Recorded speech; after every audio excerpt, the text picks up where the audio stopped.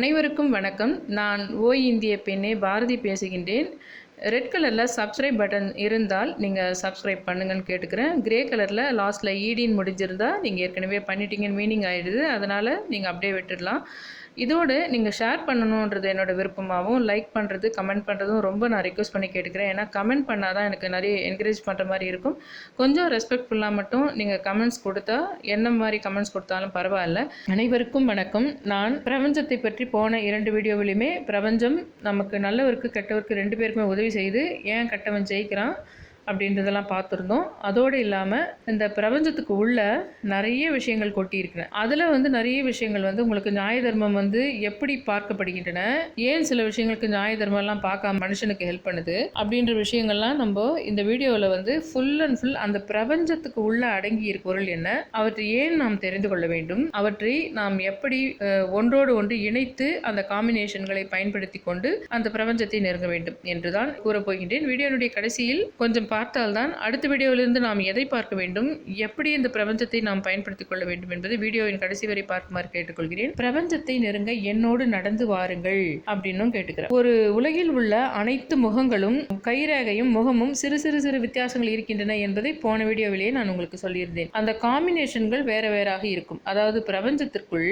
நியாய தர்மங்கள் தெரியாது என்றும் கூறியிருந்தேன். ஆனால் பிரபஞ்சம் எனும் ஒரு டிரான்ஸ்பரண்ட் பை, பிரபஞ்சத்தை ஒரு டிரான்ஸ்பரண்டா ஒரு பேக் மாதிரி நீங்க மனசுல கற்பனை பண்ணிக்கோங்க. அதுக்குள்ள நியாயம், தர்மம், கோட்பாடுகள், மூலக்கூறுகள், சட்டதிட்டங்கள், சூட்சுமங்கள், அமானுஷ்யங்கள், தத்துவங்கள், விதிமுறைகள், பல எண்ணிக்கைகள் உடையது. அதுவும் பிரபஞ்சம் சேர்ந்து ஒரு முகம். உதாரணத்துக்கு பிரபஞ்சத்தில் உள்ள இந்த எண் கணிதம், நியூமராலஜின்னு சொல்றாங்க பார்த்தீங்களா, அதுவும் ஒரு பிரபஞ்சத்தினுடைய ஒரு கூறாக இருக்கின்றது. அதுவும் நமக்கு கண்ணுக்கு தெரியாது. ஆனால் அதுக்கும் ஒரு அமானுஷ்ய சக்தி உண்டு. இந்த நம்பரில் வச்சு இப்படி பண்ணால் இப்படி நடக்கும், இது நல்லது நடக்கும், இதை பண்ணுறதுக்கு தீய சக்தியை அடக்கிறதுக்கு இந்த மாதிரி நம்பர்ஸ் யூஸ் பண்ணணும், இந்த இடத்துல இந்த காலத்தில் எந்தெந்த நேரத்தில் அப்படின்றதெல்லாம் நிறைய நம்மளுக்கு சூட்சமான நிறைய விஷயங்கள் கொட்டி இருக்கின்றன இந்த பிரபஞ்சத்தில். அந்த நம்பர்களை பயன்படுத்தி, அந்த நியூமராலஜியை பயன்படுத்தி தீயவனை அழிக்க முடியும். அதே போல் தீயவன் அந்த நியூமராலஜியை பயன்படுத்தி நல்லவனை அழித்தும் இருக்கின்றான், அழித்து கொண்டும் இருக்கின்றான் என்பதுதான் அந்த விஷயம். இதுவும் பிரபஞ்சம் போன்றுதான் செயல்படுகின்றன. இது கூட பிரபஞ்சம் எப்படி நல்லவன் கெட்டவன் 2 பேருக்கு ஹெல்ப் பண்ணுதோ அந்த மாதிரி தான் பண்ணுது. இந்த மாதிரி விஷயங்கள் எல்லாம் கடவுள் என்ற சக்தியும் அதே பிரபஞ்சத்துக்குள் அடங்கி இருப்பதா, அந்த கடவுள் இந்த மாதிரி விஷயங்கள் எல்லாம் அன்றே தீயவன் தப்பு செய்தால் உடனே அவனை கெட்டியாக இழுத்து பிடிச்சி நிற்கிறதில்ல. அதற்கான சில கால அளவுகளை அந்த கடவுள் எடுத்துக்கொள்கிறார். அதற்கான ஒரு நேரம் வரும் பொழுது அதை தண்டிக்க வேண்டியதோ அல்லது மேலும் வளர்த்துவதோ, அதற்கான பாவ புண்ணியங்களை பார்ப்பது விஷயங்களிலிருந்து அவர்கள் எண்ணப்படி அவற்றை, அதாவது கெட்டவன் அந்த நம்பரை வச்சு ஒரு நல்லவனை அழிக்கணும்னா கூட அந்த சமயம் உடனே கடவுள் அதை தடுத்து நிறுத்துறது கிடையாது. அதுக்கு கடவுளும் அந்த பிரபஞ்சத்துக்குள்ளே இருந்து அது கடவுளாகவே நிகழ்த்துகின்ற ஒரு விஷயமாக அது இருக்கின்றது. ஆகையால் இந்த நியூமராலஜி கூட ஒரு பிரபஞ்சம் எப்படி தீயவனுக்கும் ஹெல்ப் பண்ணுதோ அந்த மாதிரி தான் பண்ணுது. பிரபஞ்சன்ற பையில் கடவுள் அல்லது தேவர்கள் நல்லதையும், பேய்கள் அல்லது அசுரர்கள் தீமையையும் ஆதரவு தரக்கூடியவர்களாக இருக்கின்றார்கள். இந்த 2 சக்தியும் கூட அந்த பிரபஞ்சத்துக்குள் தான் இருக்கின்றன. ஆனால் இந்த தீய கெட்ட சக்திகள் பிரபஞ்சம் எனும் அந்த பைக்கு உள்ளே தான் இருக்கின்றது. இன்னும் நிறைய திரவ, திட, உருவமற்ற, நிறமற்ற அல்லது சுவையோடு அல்லது சுவையற்ற தோற்றங்கள், வடிவங்கள், மரங்கள், அந்த மாதிரி நிறைய சொற்கள், வார்த்தைகள், பெயர்கள், விஷத்தன்மை கொண்ட விஷயங்கள், நல்ல மருத்துவம் தன்மை கொண்ட விஷயங்கள், பிரம்மாண்டமான அறிவியல், ஜோதிடம், கிரகங்கள், ஆன்மீகம், உளவியல் போன்ற முதலிய பல வரிசைகள் அந்த பிரபஞ்சத்தில் கொட்டி இருக்கின்றன. பகல், இரவு, பிரம்ம முகூர்த்தம், பைரவ முகூர்த்தம், அபிஜித் முகூர்த்தம், ராகு காலம், யமகண்டம், அமிர்த நேரம், சித்த நேரம், சித்தாமிர்த நேரம், திதி, யோகம், கரணம், தியாஜ்யம், தனிஷ்டா பஞ்சமி, சிராத்தம் என்று பல விஷயங்கள் கொட்டி கிடக்கின்றன. அந்த விஷயங்கள் இதெல்லாம் மனிதனாக என்று மனிதன் தோன்றினானோ அன்று கொஞ்சம் கொஞ்சமாக அவற்றை கண்டுபிடித்து கொண்டு வந்து கொண்டிருக்கின்றான். இந்த பிரபஞ்சத்தில் இருக்கின்ற பல சூட்சுமங்களை அவற்றுக்கு சில பெயர்களை வைத்து அவன் கண்டுபிடித்து கொண்டு வந்து கொண்டிருக்கின்றான். உலகத்துக்குரிய ஒரு தானியம், மரம், கடவுள், நிறம், வெப்பம், குளிர்ச்சி, காலங்கள், யுகம் என்று பல வகையாக பிரிக்கப்பட்டிருக்கின்றன. அதுவெல்லாம் கூட உங்களுக்கு அந்த பிரபஞ்சத்தோடு சேர்ந்தது தான். இவை அனைத்தும் இந்த பிரபஞ்சத்தில் வாழும். இது எல்லாமே உங்களுக்கு தெரிஞ்சது தான். இதெல்லாம் பிரபஞ்சத்தில் இருக்கிற ஒரு கூறு தான், உங்களுக்கு தெரிஞ்சது தான், இல்லைன்னு நான் சொல்லலை. ஆனால் அந்த பிரபஞ்சத்தை வைத்து நீங்கள் வாழ்க்கையில் முன்னேறலாம், உங்கள் விருப்பங்களை நிறைவேற்றிக் கொள்ளலாம் என்று நான் சொல்கின்றேன். அப்படி என்றால் இந்த பிரபஞ்சத்தில் உள்ள இந்த கூறுகளை எல்லாம் ரொம்ப தெரிஞ்சுக்கலன்னா கூட கொஞ்சம் தெரிஞ்சுக்கிட்டா கூட உங்களுக்கு என்ன ஆகும்னா, அந்த பிரபஞ்சத்தை வச்சு எப்படி உங்களுடைய விருப்பங்களை நிறைவேற்றிக் கொள்ளுதல் என்ற ஒரு விஷயம் உங்களுக்கு ஈஸியாக நடக்கும். ஒரு பெரிய சப்ஜெக்ட் மாதிரி கஷ்டம்லாம் கிடையாது. ஒன்று ஒன்றா நீங்கள் பார்த்துட்டு போனீங்கன்னா உங்களுக்கு அது ஒரு சுவாரஸ்யத்தை கொடுக்கும். ஒரு அமானுஷ்யங்கள் நிறைய அதில் நீங்கள் கவனிப்பீங்க பாருங்கள். இந்த நாளில் ஆரம்பித்தா நல்லபடி முடியுது, இந்த நாளில் ஆரம்பித்தா அவ்வளோ சரியாக முடியல, அந்த மாதிரி இந்த எண்ணிக்கைகளை யூஸ் பண்ணால் நல்லபடி நடக்குது, இந்த எண்ணிக்கைகளில் வந்தால் நல்லா நடக்கலைன்றதெல்லாம் உங்களுக்கு ஒரு கண்ணில் பார்க்காத ஒரு பேய் படம் பார்த்தா ஏன் நம்மளுக்கு ஒரு த்ரில்லிங்காக இருக்குது, அதில் ஒரு அமானுஷ்யம் இருக்குது, அந்த மாதிரி விஷயங்கள் நீங்கள் தனியாக யாரும் பார்க்காத சமயத்தில் நீங்கள் உணர்வீங்க. அதை யாருமே உங்களுக்கு எந்த ப்ரூவும் பண்ண முடியாது. ஆனால் உங்களுக்குள்ளே மட்டும் அது தெரியும். அச்சோ இது இப்படியெல்லாம் கூட இருக்குதே இந்த உலகம்னு சொல்லிட்டு தோணும். அதில் ஒரு த்ரில் இருக்கும். அதனால் அதை நீங்கள் தெரிஞ்சுக்கிட்டீங்கன்னா அது ஒரு கஷ்டமான ஒரு சப்ஜெக்ட் மாதிரி இருக்காது, சுவாரஸ்யமான விஷயமாகத்தான் மாறும். நீங்கள் வெறும் கடவுள் என்று வணங்குவதோடு மட்டும் இல்லாமல் இந்த பிரபஞ்ச ரீதியாக இந்த உலகத்தை பார்க்க கற்றுக்கொள்ளுங்கள் என்பதுதான் என்னுடைய நோக்கம். இப்போ நான் என்ன சொல்லிட்டு இருந்தேன், அந்த மாதிரி மாதம் யுகம் இதுங்கெல்லாம் நிறைய விஷயங்கள் அதில் இருக்குதுன்னு சொல்லிட்டு இருந்தேன் உங்ககிட்ட. அதன்படி பார்க்கும்பொழுது இந்த சயின்ஸ்ன்றதும் அந்த பிரபஞ்சத்துக்குள்ளே தான் இருக்கிறது. என்னன்னா சயின்ஸு இந்த அறிவியல்ன்றது ஒரு ஆதாரத்தோடு நிரூபித்து கண்ணுக்கு தெரிந்தால் அது அறிவியல். ஆதாரம் இருந்தும் கண்ணுக்கு தெரியாத, சபையில் நிரூபிக்க முடியாதது தான் அமானுஷ்யம். அதுவும் பிரபஞ்சத்தின் ஒரு கூறுதான். இந்த மொத்த கூறுகளும் பல பிரம்மாண்டங்களை கொண்டு பிரபஞ்சத்தோடு சேர்ந்து செயல்படுகின்றது. கடவுள் என்ற அந்த மைய புள்ளி இந்த மற்ற கூறுகளோடும் பிரபஞ்சத்தோடும் சேரும் பொழுது, அதாவது ஒரு முக்கோண வடிவில் கற்பனை செய்யுங்கள்.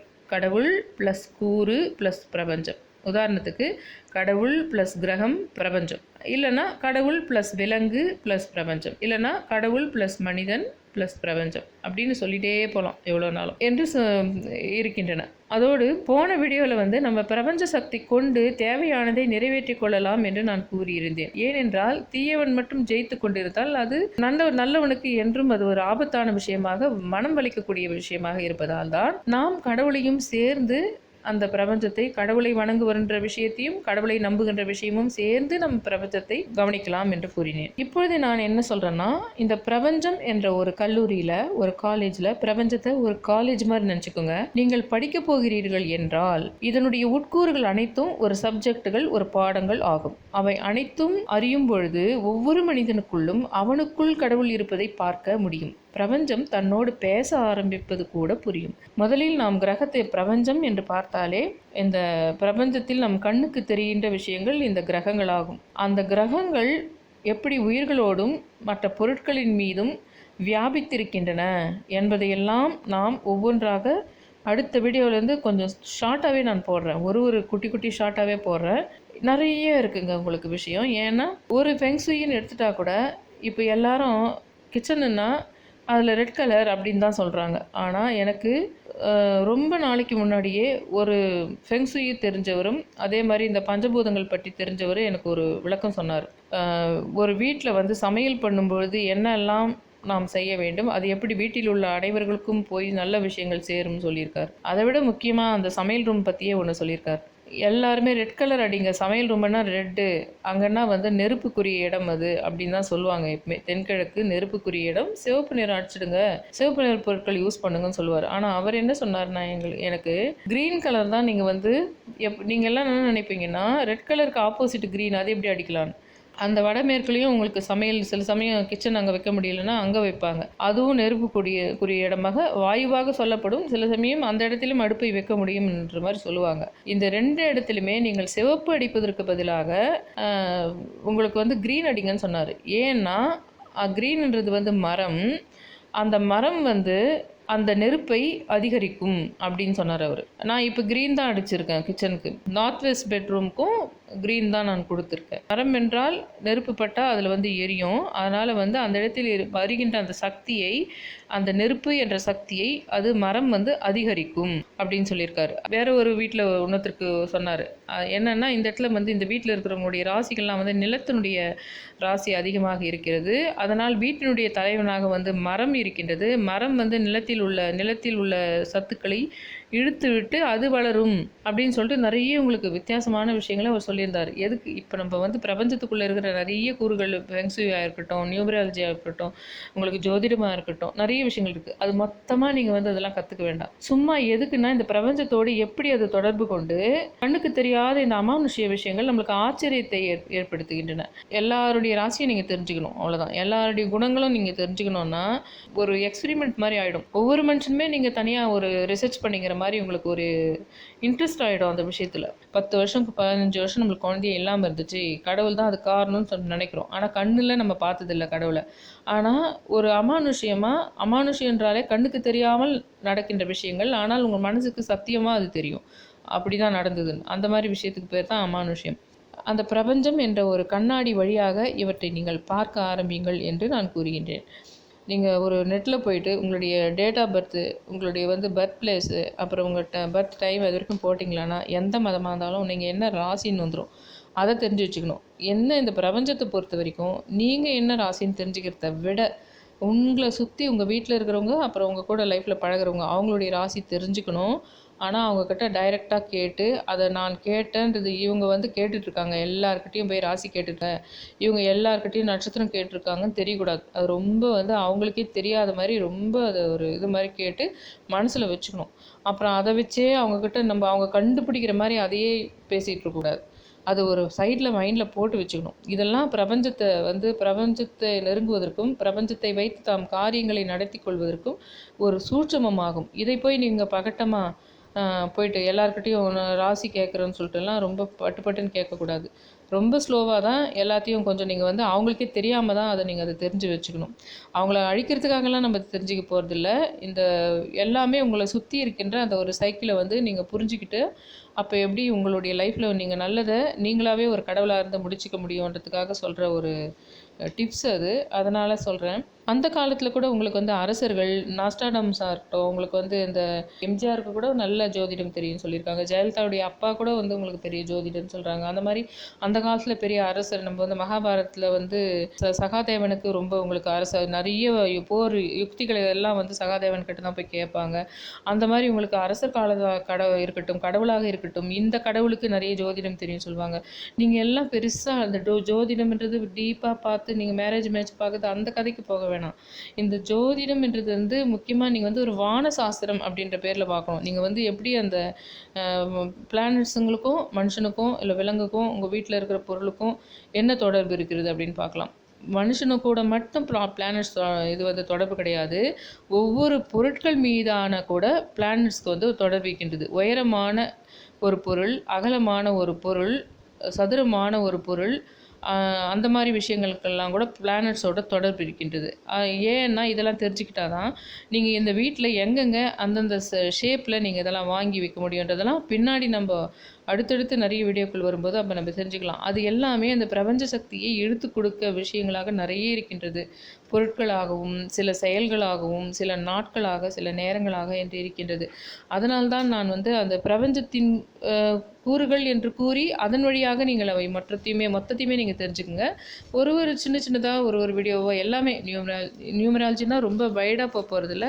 நியூமராலஜியாக இருக்கட்டும், ஃபெங் ஷுயியாக இருக்கட்டும், உங்களுக்கு வந்து கிரகங்கள், நீங்கள் என்னென்ன ராசிகள், என்னென்ன உங்களுக்கு அதில் இருக்கின்ற சுவாரஸ்யமான சில விஷயங்கள் மட்டும் சின்ன வீடியோவாக நான் போட்டுட்டு வரேன். அது நீங்கள் எல்லாத்தையுமே சும்மா பார்த்து வச்சுக்கிட்டிங்கன்னா அது மைண்டில் ஒரு கார்னரில் எல்லாமே இருக்கட்டும். அது இருந்தால் அவங்களுக்கு என்ன ஆகும்னா, உங்களுக்கு கல்யாணமாக இருக்கட்டும், காதலாக இருக்கட்டும், அல்லது வேலை கிடைப்பதாக இருக்கட்டும், எல்லாமே இந்த நேரத்தில் இதை நம்ம தொடங்கலாம். இது ரொம்ப பவர்ஃபுல்லான டைம். இன்றைக்கி நம்ம இந்த கலர் ட்ரெஸ் போடலாம், இன்றைக்கி இந்த இடத்துல வந்து இந்த பொருள், உங்கள் கையில் ஒரு பொருள் கிடைக்குது, அது முக்கோண வடிவில் இருக்குது, இல்லை சதுர வடிவில் இருக்குது அப்படின்னா அது என்ன சொல்ல வருது, உங்களுக்கு எந்த பிளானட்டோட தாக்கத்தில் அது இருக்குது, உங்களுக்கு என்ன வந்து கன்வே பண்ண பார்க்குது, அப்படியெல்லாம் உங்களுக்கு வந்து பிரபஞ்சத்தை வந்து டீப்பாக உங்களுக்கு தெரிய ஆரம்பிச்சிடும். அப்போ வந்து கடவுள் வந்து உங்களுக்கு மூளைக்குள்ளேருந்து செயல்பட ஆரம்பிக்கும். நீங்களே உங்களுக்கு ஒரு கடவுளாக இருப்பீங்க. அதனால்தான் அதெல்லாம் நீங்கள் தெரிஞ்சுக்கணும்னு சொல்லிட்டு நான் சொல்கிறேன். யாருக்குமே இப்போ இது வரைக்கும் ராசி நட்சத்திரம் தெரியாதவங்க கூட நிறைய பேர் இருப்பீங்க. அவங்கெல்லாம் கொஞ்சம் இதெல்லாம் தெரிஞ்சு வச்சுக்கோங்க ஏற்கனவே. ஏன்னா அப்போ தான் நான் சொல்லிட்டு வரும்போது தெரியும். அடுத்த வீடியோவிலேருந்து இந்த மேஷத்துலேருந்து ஆரம்பித்து அந்த மேஷத்துக்குரிய பிளானட்ஸ் எல்லாம் என்ன, அதுக்குரிய இதெல்லாம் ரொம்ப லாங்காக சொல்லாமல் ரொம்ப நம்மளுக்கு தேவையானது. ஏன்னா ஒரு பெரிய லிஸ்ட்டே இருக்குது, ஒரு ராசிக்கும் ஒரு பெரிய லிஸ்ட் இருக்குது. அந்த மாதிரி பெரிய லிஸ்ட்டாக சொல்லாமல் ஒரு சின்னதாக எல்லாரையாலும் ஞாபகம் வச்சுக்கிற மாதிரி சில விஷயங்கள் மட்டும் ஒவ்வொரு ராசிக்கும் வந்து முக்கியமாக சில பிளானட்ஸ் இருக்குது. எந்தெந்த பிளானட், அவங்களுக்கு எந்தெந்த கடவுள், அப்புறம் எந்தெந்த நாள். இப்போ இந்த வீட்டில் நீங்கள் எந்த ராசியில் இருக்கிறீங்கன்னு தெரிஞ்சுதுன்னா, உங்களுக்கும் அந்த கிரகத்துக்கும் நீங்கள் ஃப்ரெண்டா, அந்த கிரகமும் உங்களுக்கும் ஃப்ரெண்டா அப்படின்னு நீங்கள் தெரிஞ்சுக்கிட்டீங்கன்னா, அந்த எந்த ஷேப்பில் இருக்கிற பொருள் உங்களுக்கு வந்து ரொம்ப யூஸ்ஃபுல்லாக இருக்கும். இல்லை எந்த ஷேப்பில் எந்த மாதிரி கோலங்கள் கூட ஒன்றும் சொல்லப்போனால் இந்தந்த மாதிரி கோலங்கள் அது பொதுப்படியாகவே நிறைய வரும். இந்தந்த மாதிரி கோலங்கள்லாம் வந்து பெரிய மகாலட்சுமி தன்மைகளை உடையது அப்படின்னு சொல்லிட்டுலாம் இருக்குது உங்களுக்கு. அந்த மாதிரி கோடுகளாக இருக்கட்டும், வண்ணங்களாக இருக்கட்டும், உருவங்களாக இருக்கட்டும், மரங்கள், விலங்குகள், நம்மை சுற்றி இருக்கின்ற பொருட்கள் எல்லாவற்றோடும் கிரகங்களோடும் நாமும் என்ன காம்பினேஷன் என்னென்ன இருக்கின்றது என்பதை புரிந்து கொண்டால் அதை நம்ம வந்து ஒரு பயங்கர மகாபாரதம் போன்ற விஷயங்கள் எப்படி சூட்சுமங்களை கண்ணன் பயன்படுத்தினாரோ அந்த மாதிரி இன்றைக்கி உங்கள் வீடு தான் உங்களுடைய மகாபாரதம். உங்களுடைய வீடு தான் இன்றைக்கி வந்து ஒரு சின்ன போர்க்களம். நீங்கள் வந்து வாழ்க்கையில் ஜெயிக்கிறது தான் உங்களுக்கு எதிர் அணியில் இருக்கிறது. ஒரு நல்ல இடத்துக்கு போகணும், ஒரு நல்ல பொசிஷன் போகணும், நீங்கள் ஒரு நல்ல கம்பெனிக்கு போகணும், நீங்கள் எல்லாம் ஃபாரின் போகணும், உங்களுடைய விருப்பங்கள் ஏதாவது இருக்கும். அந்த காலத்தில் இன்னொரு நாட்டில் இருக்கிறவனை வென்று அவனை கொன்று அந்த இடத்த தான் கைப்பற்றிக்கிறதுன்றது தான் வெற்றின்னு இருந்தது. இன்றைக்கி அப்படி கிடையாது. நல்ல ஒரு ஹாப்பியான செல்வ வளம் மிக்க ஒரு ஆரோக்கியமான ஒரு வாழ்க்கை வாழறது தான் அதுதான் உங்களுக்கு எதிர்க்க வச்சிருக்கிற ஒரு போர்க்களம். அது கூட நீங்கள் ஜெயிக்க போகிறீங்க. இந்த கண்ணன் பயன்படுத்திய சூட்சுமங்கள் எப்படி உங்களுக்கு அந்த மகாபாரதத்தில் இருந்ததோ அந்த மாதிரி இப்போ நீங்கள் வந்து இந்த பிரபஞ்சத்தை வந்து ஒரு சூட்சுமமாக பயன்படுத்தி உங்களுடைய வாழ்க்கை என்ற போரில் நீங்கள் வெற்றி கொள்வதற்கு இவற்றை படிப்படியாக தெரிந்து கொள்ளுங்கள். பிரபஞ்சத்தின் கண்ணாடி வழியாக இவற்றை எல்லாம் பாருங்கள்ன்ற. ஸோ பொதுவாக ஜோதிடனாவே கிரகங்கள் பற்றி சொல்லுவாங்க, அது வேறு. நான் சொல்கிறது என்னென்னா, அந்த பிரபஞ்சம் என்ற கண்ணாடி வழியாக இவற்றை எல்லாம் பாருங்கள். அடுத்தடுத்து நாம் படிப்படியாக அதை போகலாம் என்று கூறி முடித்துக்கொள்கிறேன்.